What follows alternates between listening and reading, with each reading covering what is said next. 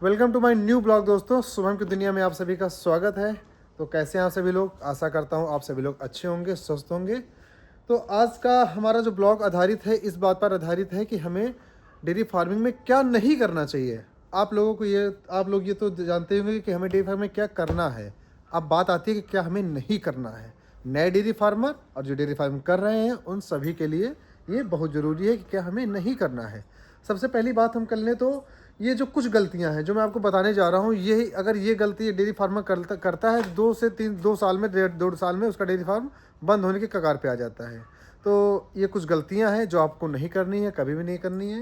इन्हीं गलतियों को लोग इग्नोर करते हैं और डेयरी फार्म बंद होने के कगार पे इसलिए आता है। तो इन गलतियों को दोहराना बिल्कुल मत। सभी लोग ध्यान से सुने, नए डेयरी फार्मर और जो डेयरी फार्मिंग कर रहे हैं उस सभी के लिए ये वीडियो है।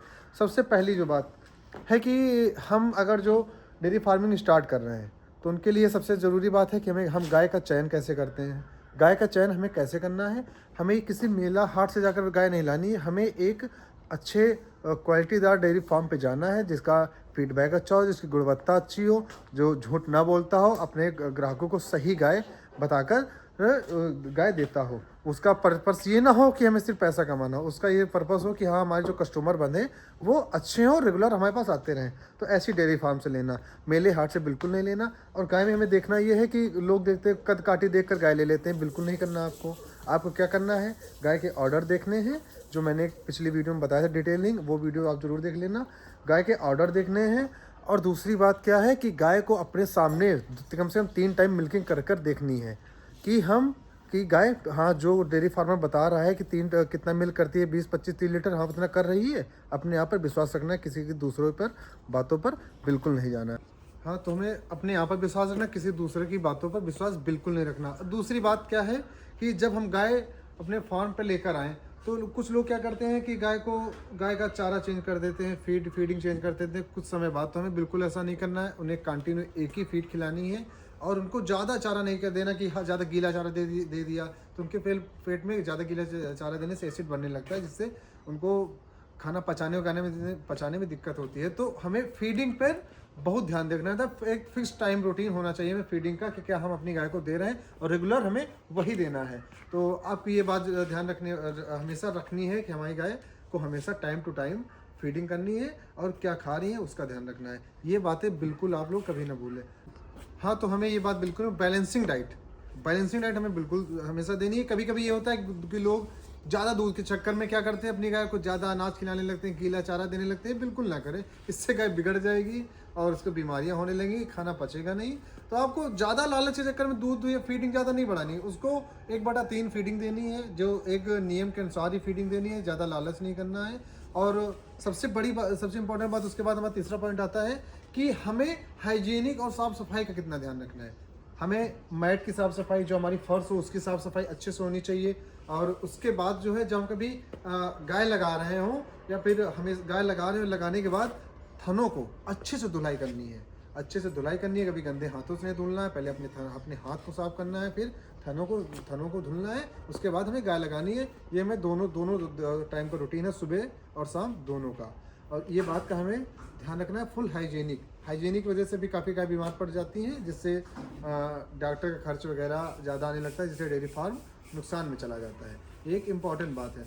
उसके बाद हम बात कर लें तो जैसे कि अपने आप खुद डॉक्टर नहीं बनना है कभी, कि जैसे हमें थोड़ा बहुत नॉलेज है, हमारी गाय चारा नहीं खा रही है तो हम कोई दवाई लिया है मार्केट से, गाय को खिला दिए। बिल्कुल नहीं करना है, ये हमें बिल्कुल नहीं करना है। खुद डॉक्टर नहीं बनना है। एक अच्छे डॉक्टर से परामर्श लेकर अपनी गाय का ट्रीटमेंट कराना है। हाँ, ये है कि आप उसके डॉक्टर से पूछ सकते हैं, नॉलेज ले सकते हैं धीरे धीरे कि हाँ अब क्या करना है, कैसे क्या करना है। खुद डॉक्टर नहीं बनना, अच्छे डॉक्टर की सलाह लें, उसके बाद अपनी गाय का इलाज कराएं। और अपनी गाय को रोज़ चेक करना है कि हाँ कि अभी कोई गाय, मतलब ध्यान देना है कि कोई गाय चारा खा रही है कि नहीं खा रही है, क्यों नहीं खा रही है। तो इन सब बातों का ध्यान रखना है, बिल्कुल रूटीन बनाकर ध्यान रखना है। और उसके बाद जो एक इम्पॉर्टेंट बात आती है, चौथी बात हमारी ये आती है कि हमें अपनी हर एक चीज़ का, कि जैसे हमारी गाय कब आई, कब उसने बच्चा दिया, कब वो पहली बार हीट में आई, कब दूसरी बार हीट में आई, कब मैंने कौन सा सीमेंट डलाया, और इसका सबका एक आपको एक पर्चे में लिखना है या फिर कहीं पे लिख कर रखना है, जिससे आप भूलें ना। आपके पास एक डाटा होना चाहिए इस चीज़ का। और फीडिंग का डाटा होना चाहिए। जैसे कि आप आइए हम दिखाते हैं आपको, हमारे पास फीडिंग का डाटा है, हर चीज़ का डाटा है।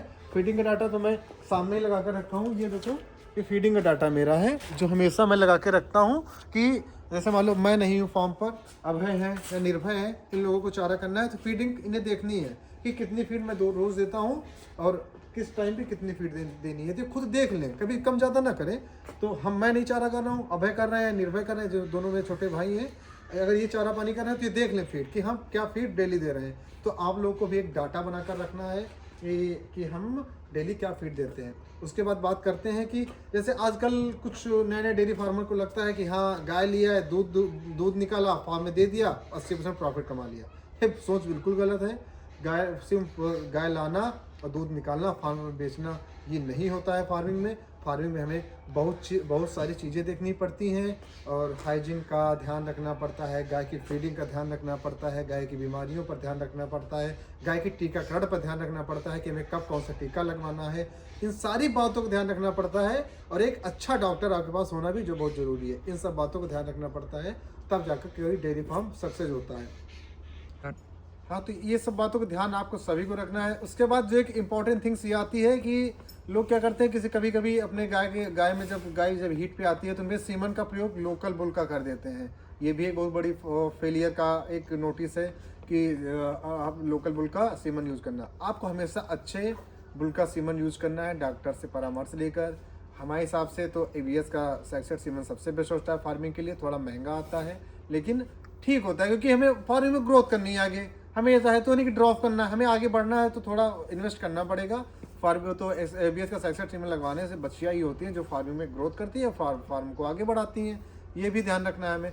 उसके बाद हम बात कर लेते हैं अपनी इनकी गायों की टाइमिंग की, कि हमें जैसे लोग क्या करते हैं कि इनको थोड़ी लापरवाही टाइप की बरत देते हैं कि जैसे आज 4 बजे लगा लिया, अब कल टाइम मिला 3 बजे लगा लिया, कल परसों टाइम मिला 4-5 बजे लगा लिया।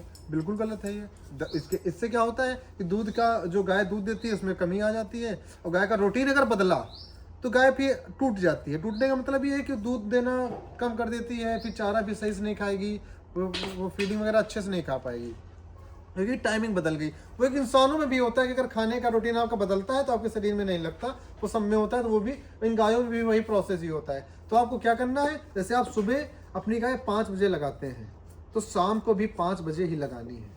12 घंटे का बीच का गैप होना चाहिए हमारी गाय लगाने में, मतलब दोनों टाइम लगाने के बीच में। और जैसे हम चारा करते हैं, जैसे सुबह 4 बजे चारा करते हैं तो शाम को भी 4 बजे चारा करें, 1 घंटे का टाइम हो। वो आप पे डिपेंड करता है कि आप कितने समय कितना टाइम दे रहे हैं चारे और दूध के बीच में।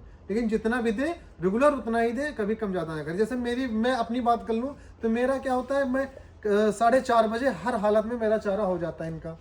4:30 बजे चारा होता है, 5 बजे मैं गाय लगाना चालू कर देता हूँ। 1 घंटे में मेरी सारी गाय लग जाती हैं और पानी मैं इनके पास रखे रहता हूँ। देखो अभी जैसे पानी रखा हुआ है, पानी सबके पास रखा रहता है, तो ये भी एक जरूरी बात है, पानी आप सब रखे रहें।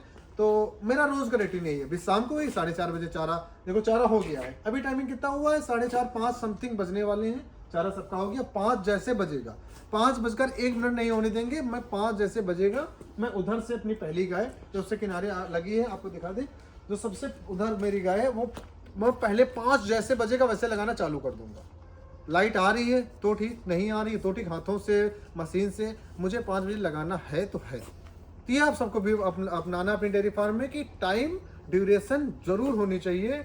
TMC बिल्कुल रखनी है आपको उसमें कि हमें टाइम ड्यूरेशन अपनी गायों पर फार्म पर अपनाना ही है। लापरवाही बिल्कुल नहीं बरतनी है। और जो उसके बाद जो सबसे इंपॉर्टेंट थिंग्स आती है, क्या आती है कि हमें अपनी गायों को हमेशा साफ सुथरा एवं ताज़ा पानी पिलाना है, कभी भरा हुआ पानी नहीं। अभी मैं जहाँ से गाय लाया था, मैं आप लोग को बताऊं कि वहाँ पे एक फार्म था, मैंने वहाँ से गाय परचेज इसीलिए नहीं की थी, जो मेन कारण था कि वहाँ पे एक फार्म था, वहाँ पे एक बड़ा सा एक हौदिया टाइप का बनाए हुए थे। गांव में हमें तो यही बोलते हौदिया, हम लोग उसको बोलते हैं। आप लोग जो जैसे टिब्बल का पानी जिसमें इकट्ठा होता है उसे बोलते टंकी टाइप का।